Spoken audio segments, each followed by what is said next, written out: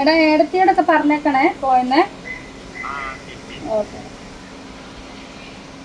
കുറച്ചുകൂടി യാത്ര പറഞ്ഞു. ആള് നന്നായിട്ട് സംസാരിക്കുന്നുണ്ട്. പക്ഷെ ഇപ്പൊ ആൾക്കാർ വളച്ചൊടിച്ചിട്ട് നിങ്ങളുടെ ഇഷ്യൂ ആണ്, അതുകൊണ്ടാണ് ഇപ്പൊ കിച്ചു വീടിനെ കുറിച്ചുള്ള ഒരു ടോപ്പിക് എടുത്തിട്ടതെന്നൊക്കെയാ പറയുന്നത്. ഫിറോസ് പുള്ളിയായിട്ട് ഭയങ്കര കമ്പനിയാണ്.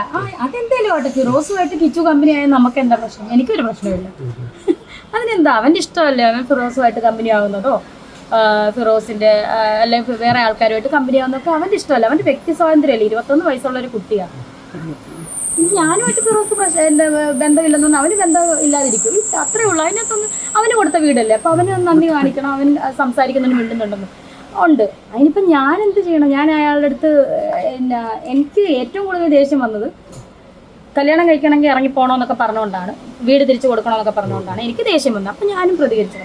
അത് തൊട്ടാണ് ഞാൻ പ്രതികരിക്കാൻ തുടങ്ങിയത്. സത്യം പറഞ്ഞു മനസ്സിലായോ? അങ്ങനെയൊക്കെ പറഞ്ഞുകൊണ്ടുള്ള പ്രശ്നമുള്ളൂ എനിക്ക് അയാളുമായിട്ടല്ല. അയാളുമായിട്ട് എനിക്ക് വ്യക്തിപരമായിട്ട് ഒരു പ്രശ്നവുമില്ല.